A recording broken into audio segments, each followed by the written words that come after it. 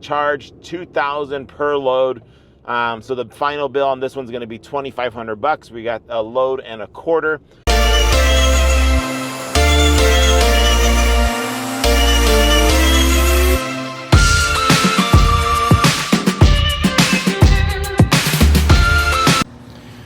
All right, so we got a good one today.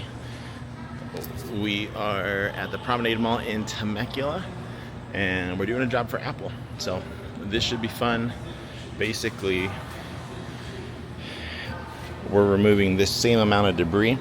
They're uninstalling an old shelving unit and reinstalling a new one. So the client said to expect about 10,000 pounds worth of debris. So we brought both trucks just to be safe, to make sure we can safely load everything in there.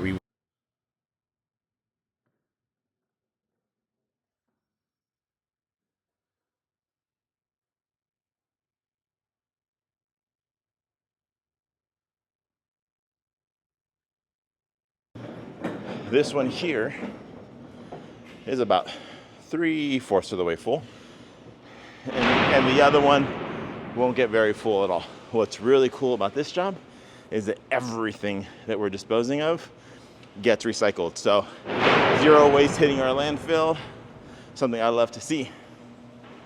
All right, so we just finished up at the Apple store here at the Temecula Promenade, which is our local mall. We ended up pulling about 1 1/4 load worth of trash and debris. Not really even trash and debris. This is one of the very few jobs that I can very confidently say that 100% of everything we removed will be recycled. Obviously, all the metals, all the aluminum, that's getting recycled. We also removed a ton of particle board, which I have a recycling plant here locally to me. I have to pay to dispose of it. It's actually going to cost me more than going to the landfill, but the particle board will get crushed up into mulch. So why not be able to recycle 100% of everything we did on this job? I didn't get too much content, just for the safety of the store. Obviously, we're in their back storerooms. I don't need to really show anyone what the layouts are like or where stuff is at. So I don't really have too much content, but I am going to talk a lot about this job specifically, how we bid it, why we're out here at 11:15 at night. It took me and Philip about an hour and 45 minutes to get it knocked out. It was pretty labor intensive, guys, but we charged $2,000 per load. So the final bill on this one's going to be $2,500. We got a load and a quarter. We normally very, very rarely ever do things by the load. In this scenario, there was no time for the contractor to have me come by. We could only come in after hours. They needed us to come in this evening, and so I told them, all right, it's $2,000 per load. That's going to include your labor and your disposal fees. That's also going to include the after hours fees. And so the contractor wasn't really too happy. Well, he was not happy, but he was like, man, $2,000. And he just asked me, how much would it be if we did it during daytime hours? He's like, actually, it doesn't matter. There's no way for us to be able to do it during daytime hours anyway. So hang on, I'm going to flag Phillips to go ahead of me. So we were at $2,000 per load. I will explain to you how and why we did all of that, how we came up with that pricing. Anyways, this was a fun one. I'm excited to weigh in these dumpsters, see what the scrap value comes in at. A lot of steel and a lot of aluminum, but it's dirty aluminum. So we're probably going to separate that, and then over some time work on just getting all the dirty parts off so that we can be able to recycle the clean aluminum. But this was a fun one. I'll stitch in a video that I record tomorrow or the day after here, just after this, but stay tuned. All right, so the clip you just watched says I was going to record this video tomorrow. It's about a month and a half after we actually did that job. Things have been crazy, and I haven't had the time to sit down and actually record that, and so I just felt dumb posting the video without this portion, because this portion right here, in my opinion, is the most important portion of this entire video. And I want to talk about charging for after hours work, right? A lot of us will take just any work at any time just so we can bring money in, right? Or we take work at any time because we want to work for someone that has a big name like Apple, right? During this time, about a month and a half ago, we were a little bit slower than I wanted to be. I was definitely willing to take this work at almost any cost. And it's really hard in that moment when you, I don't want to say desperate for work, but when you know you need more work coming in, right? It's really hard to not let those emotions come through your tone of voice and how you're speaking to your potential client on the other side. Because believe it or not, desperation stinks. People can smell when you're desperate. People can tell when you're willing to bend over backwards to do some work. And what that tells that person on the other line, well, I'm going to get myself a good deal, all right? I can work this person a little bit harder. I can get more out of them than I could on any regular day. So let me kind of set the scene as far as how timelines, what happened, and what I did to secure this job, and we'll go into the pricing. So this call came in, if I remember correctly, around 1 or 2 o'clock in the afternoon. Contractor said, hey, we are doing some work at this mall, and we have a whole bunch of debris that we need to get rid of, and we can't seem to find the right solution because the mall is very, very strict. Now, if you watched any of our other videos, you'll know that we do a lot of work at this mall, and they're correct. The mall is very strict about where you can load and where you can unload, and when you can disturb and when you cannot disturb. Some stores have a stricter policy on that because they're on this little, I don't know what I would call it, a little promenade, right? A little pathway where people can drive, and there's stores on both sides, and then there's the main mall portion that's connected to it. Main mall portion, a lot more relaxed. Stores in this little promenade, not as easy to work with to be able to get debris out. So he was already expressing issues with having problems getting this debris removed. They wouldn't allow him a dumpster. They only would allow people to come in after 9 p.m. They were just very, very strict, and they had a specific route that they had to take to remove the debris and bring in the new equipment. So I already knew that we had an upper hand. And so I immediately brought in the fact that, hey, no problem at all. We do work at that mall all the time. I completely understand how strict they are. I know exactly what it is they need, what they allow, and what they don't allow.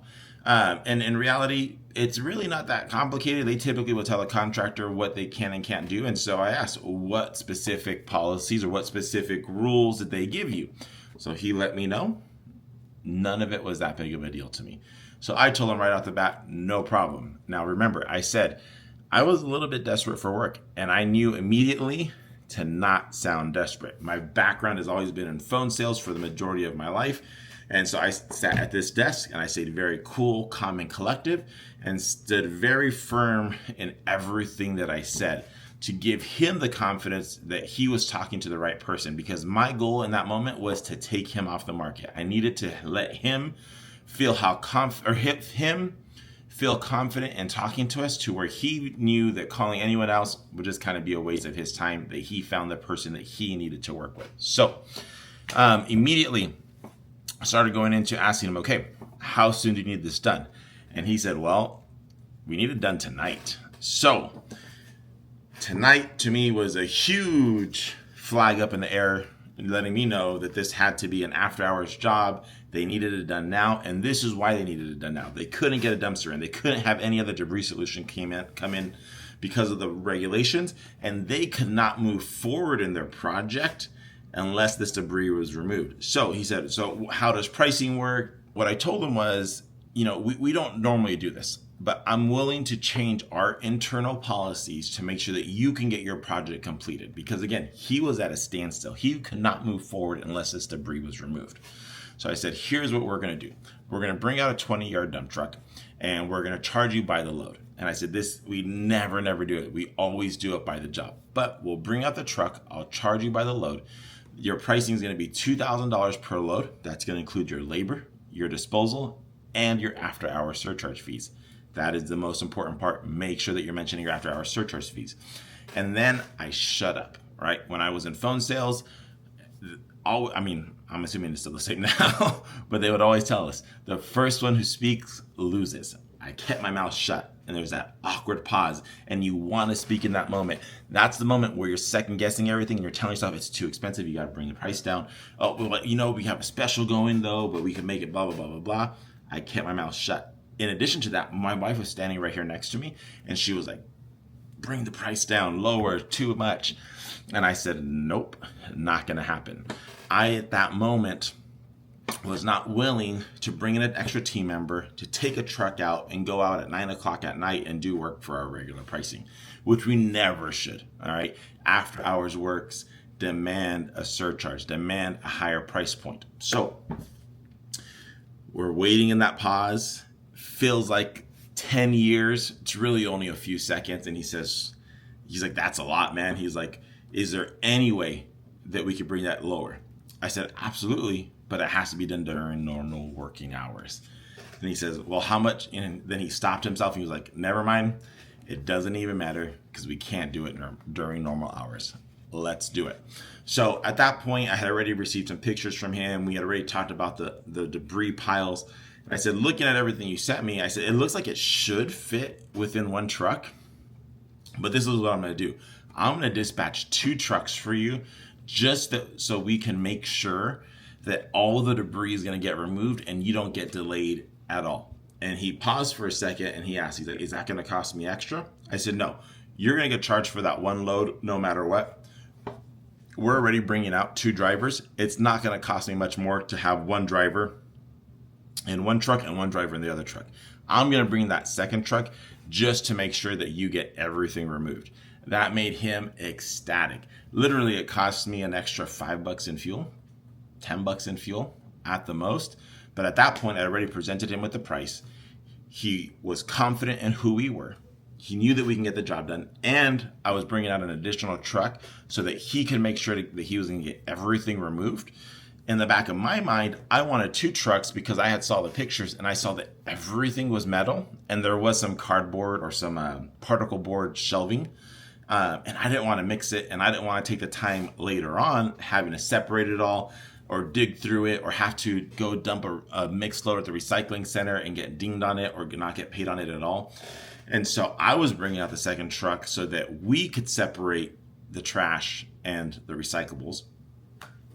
But in reality, what ended up happening is there was a lot more there than we anticipated, because we all know whenever you quote based off of a picture, you're never going to get the proper depth perception. You're never going to properly understand how much trash is there. That's why we don't quote based on pictures.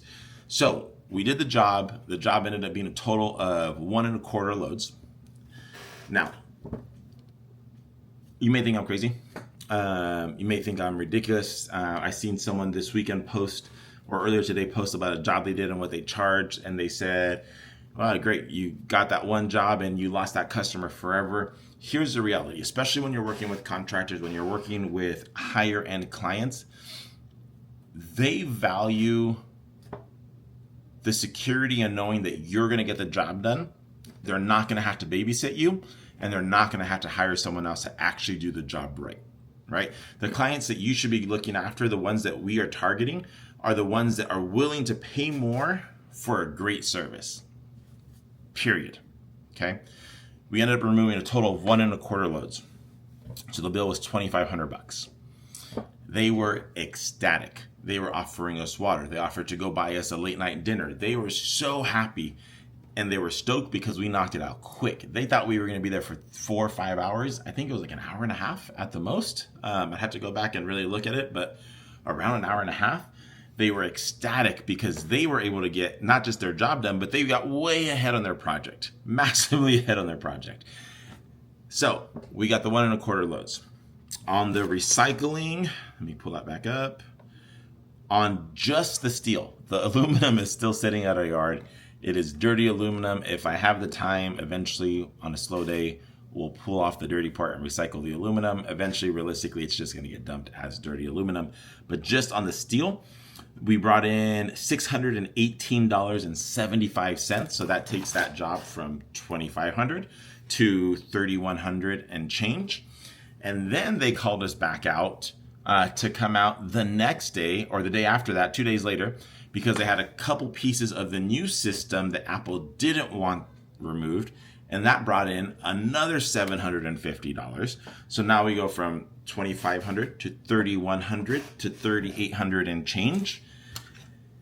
And then they were so happy with our service They were up in the Bay Area and they called and said, hey, do you have anyone out here that can help us, that can provide us the same type of service that you did? I said, absolutely. I started reaching out to some contacts and I subbed out a job. The job was subbed out for 1,100. It was much smaller than what we had did. And that one was not as late. It was a little bit earlier, but we subbed that job out for 1,100. What was that job? Oh, that one was easy. That one, the person we subbed out, all they had to do was go into Apple and remove 3 of those long doors. They had to remove, on each door, there was 9 screws. They were in and out in less than 15 minutes. The bill to the client was $1,100, and we sent off a portion to the sub, and we kept a portion as well for subbing that out. That's happened 2 more times now, so a total of 3 times. So for those of you that are thinking that we overcharge, for those of you who are thinking that you can't charge what you're actually worth, get that out of your head. You are running a business, and the clients that you're going after are the ones that want not want, but the ones that are willing to pay for service, right? If you're going out there and you're charging a high price, but you're providing crappy service, crappy employees, crappy trucks, you're rolling up in some beat up equipment, taking forever, you're smoking on the job, I don't need to say anything after that, right? But if you're charging an appropriate price, especially for after-hour service, you're showing up with the right team, the right trucks, and you're providing the service that price point demands, you're doing a great job. Keep doing it. If you're not doing it, start to do it, because this business can get tough, right? After a long day, a stressful day, going back out at 9 o'clock at night, not really the thing that you want to do. But if you charge appropriately, you will be able to provide for your business, provide for your family, to be able to buy the equipment that your business needs for the future. We've always charged on the higher end. And I have a hard time saying the higher end. It's not really the higher end. We've always charged an appropriate price point. That's the better way to put it. We've always charged an appropriate price. And we've always had people reach out to us, locals in the community, in the industry, being like, dude, how are you charging that? How are you charging that? One, we're charging less than 1-800-GOT-JUNK still. So we're doing good, right? I said, it's not that I am overcharging. I am charging an appropriate price. Yeah, but you're not a franchise. You're not this, you're not that. I said, no, but we operate like a franchise. I want to make sure that the business has the money to grow in the way that it needs to go. That we can't go buy dump trucks. We can't go buy dumpsters. We can't go buy all these things if we're charging low just because we're newer, right? How many of you said that? I'm going to start here just because we're newer, and eventually we'll raise our prices. Guess what? The customers that you've earned and that you got when you were charging lower, or because you had a weekly special every week, let me tell you what, we've never had a special. Everyone on Facebook has a special every week. You don't think people realize that? They don't catch on? We've never had a special, right? And the reason is we're charging appropriately. We know where we need to charge, and we're bringing in the money that we need so that we can grow. You can't go buy a dump truck and then change your pricing. It doesn't work. You have to charge like you have a dump truck, charge like you have employees, charge like you're paying all the proper insurances. And as that comes in, you're able to get everything so you can continue to grow your business. Anyways, I went on a long rant. This was supposed to be like 2 minutes. Hopefully everyone has a great evening. And I apologize for the delay on videos. They will get better. They will go up from here. And we'll see you soon.